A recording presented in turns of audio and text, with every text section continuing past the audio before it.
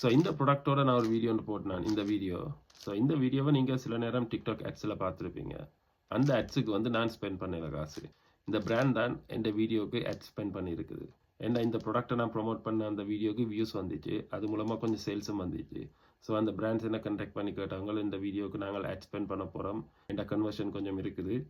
நாங்கள் add spend பண்ணி பார்ப்போம்னு சொல்லி அவங்களுக்கு ஆயிடுச்சு. அதுக்கப்புறம் எந்த வீடியோவுக்கு அவங்கள ஆட் ஸ்பெண்ட் பண்ணி ரன் பண்ணினாங்க. இப்படி பிராண்டோட நாங்கள் ஒர்க் பண்ணுறது மூலமாக எங்களோட பேஜுகளுக்கு வந்து kind of பெனிஃபிட்ஸ் இருக்குது. ஸோ இப்படியான ஒரு ஆட் ஸ்பெண்ட் கூட நான் செஞ்சிருக்க மாட்டேன். நான் அப்படி செய்கிற ஆட்ஸ்களுக்கு ஸ்பெண்ட் பண்ணுறேன். ஸோ இந்த பிராண்ட் தான் அது ஸ்பெண்ட் பண்ண ஒழிக்கிட்டது இந்த வீடியோவுக்கு. ஸோ இந்த மாதிரி பெனிஃபிட்ஸ் எங்களுக்கு தெரியாத பெனிஃபிட்ஸ் நாங்கள் ஒரு விஷயங்கள் ட்ரை பண்ணுறதால நடக்குதுன்னா. ஸோ இதுக்காண்டி தான் நாங்கள் விஷயங்கள் ட்ரை பண்ணணும்னு பயப்படாம இந்த டிஜிட்டல் வேர்ல்டு இந்த ஃபோனை பாவிச்சுக்கொண்டு மணி மேக் பண்ணுறதுக்கு கேன் ஆப்பர்ச்சுனிட்டிஸ் இருக்குதுன்னு அதில் நாங்கள் தான் செய்யணும். ஆப்பர்ச்சுனிட்டிஸ் இங்கே தான் இருக்குது. ஸோ நாங்கள் தேடி பிடிச்சி அதை செய்கிறோமான்றது தான் அடுத்த கேள்வி. ஸோ இந்த ப்ராடக்ட்டை நான் ப்ரொமோட் பண்ணி ஒரு வீடியோ போட்டபடியாக எனக்கும் ஒரு பெனிஃபிட் இருக்குது, இந்த பிராண்டுக்கும் ஒரு பெனிஃபிட் இருக்குண்ணா. ஸோ இங்கே வந்து 2 பேருக்கும் வின் வின் சிச்சுவேஷன்.